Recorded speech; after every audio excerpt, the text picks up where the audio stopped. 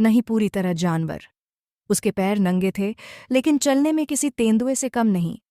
उसकी आंखें भोली थीं, लेकिन दूर की हर आहट पहचान लेतीं। उसकी भाषा में शब्द नहीं थे, लेकिन भावों में सब कुछ था।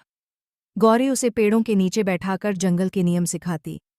कभी भूखा हो तो छोटा शिकार कर, प्यास लगे तो सबसे पहले नदी को धन्यवाद दे, और अगर डर लगे तो याद रखना माँ यहीं कहीं है। लेकिन अरण्य की आंखों में कहीं एक अधूरापन था। कभी कभी वह आकाश को देर तक देखता, मानो पूछता हो, मैं कौन हूं? मेरे जैसे और लोग कहाँ हैं? गौरी ये देखती, पर कुछ नहीं कहती, क्योंकि माँ जानती थी कुछ सवालों का जवाब समय ही देता है। उस दिन भी जंगल रोज की तरह जीवित था। पक्षियों की चहचहाहट, हवा में महकती पीली घास, और दूर कहीं बहती नदी की मधुर गूंज। अरण्य अब लगभग 10-11 वर्ष का हो चुका था।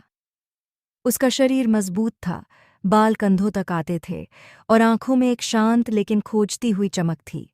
वह पेड़ों पर चढ़ सकता था, शेर की दहाड़ की दिशा पहचान सकता था, और सांप की फुंकार से पहले उसे सुन सकता था।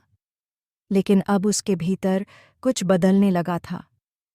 रातों को वह जाग जाता, एक ही सपना बार बार आता।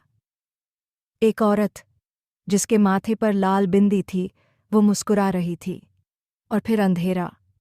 गौरी ने जब ये देखा तो उसकी चिंता गहराने लगी। उसे समझ आ रहा था अरण्य अब अपने अतीत को खोजने लगा है। इसी बेचैनी के बीच एक दिन अरण्य कप्पू बंदर के साथ नदी के किनारे खेल रहा था। अचानक दूर से आती आवाज़ों ने उसे चौंका दिया। हटो, ये छापे ताजा हैं। यहीं कहीं होगा। लकड़ियों की गंध ताजी है। ये इंसानों की आवाज़ें थीं।